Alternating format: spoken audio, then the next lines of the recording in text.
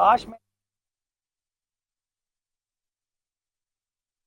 ان کے گناہوں کی سزا نہ ملے بلکہ ان کو دوبارہ سے معافی ملے، اور اسی یہ جلسے کا واحد مقصد یہ ہے۔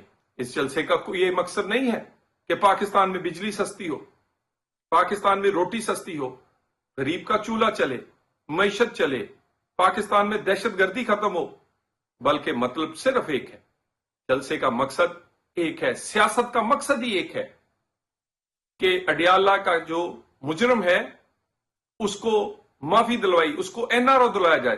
لیکن یہ بھی بتا دیں، آپ ایک نہیں 100 جلسے کریں لیکن قانون کے دائرے میں رہ کر کرنے پڑیں گے۔ ایک نہیں 100 جلسے کریں، این آر او نہیں ملے گا۔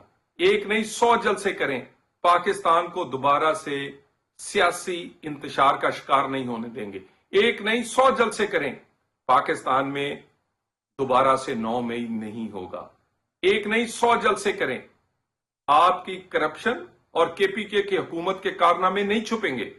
ایک نہیں 100 جلسے کریں، ان جلسوں سے انشاءاللہ تعالی نہ پاکستان کی آئی ایم ایف کا معاہدہ رکے گا، نہ پاکستان کی معیشت کو دوبارہ دھچکا پہنچے گا، نہ دوبارہ سے اس سے آپ کو یہ موقع دیں گے کہ پھر سے پاکستان میں ڈیفالٹ کی بات ہو۔ ایک نہیں 100 جلسے کریں، مگر ایک بات کان کھول کے سنیں، آئین اور قانون کے دائرے میں رہ کے کریں، نہیں تو نئے قانون کے مطابق آپ سے قانون کے مطابق نپٹا جائے گا۔ جلسہ کریں، رنگ بازی نہ کریں، شعبدہ بازی نہ کریں۔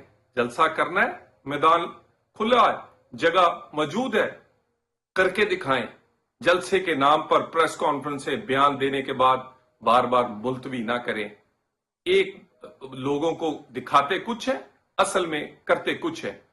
اگر آپ جلسہ کرنا نہیں چاہتے تو اتنا کیوں بار بار بیانات اور بار بار یہ ہائپ کریٹ کرتے ہیں اور اس کے بعد بھاگ جاتے ہیں، ملتوی کر جاتے ہیں۔ امید ہے اس دفعہ کر کے دکھائیں گے، اور یہ بھی دیکھ لیں گے کتنے لوگ اس میں آتے ہیں۔ لوگ جانتے ہیں کہ اس وقت آپ کی ایک مجبوری ہے، اور وہ اڈیالے کے قیدی کو این آر او دلوانا ہے، لیکن وہ جلسوں سے نہیں ہوگا۔ ہر ایک کو اپنے کرتوت اور کاموں کی سزا ملے گی، وہ 9 مئی ہو یا 190 ملین کا کیس۔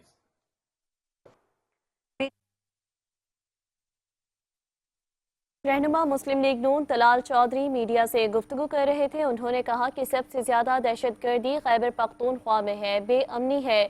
ان کی سیاست کا مقصد ایک ہی ہے کہ عدالت میں اس شخص کو این آر او دلوایا جائے جو کہ جیل میں بیٹھا ہے۔ جیل میں بیٹھے شخص کو باہر لانا ہی ان کا مقصد ہے۔ عوام کے ریلیف سے ان کا کوئی تعلق نہیں۔ شہداء کے گھروں میں یہ اس دن بھی نہیں جاتے جبکہ یوم شہداء منایا جاتا ہے۔ انہوں نے کہا کہ ایسے شخص کو کبھی بھی این آر او نہیں دیا جائے گا۔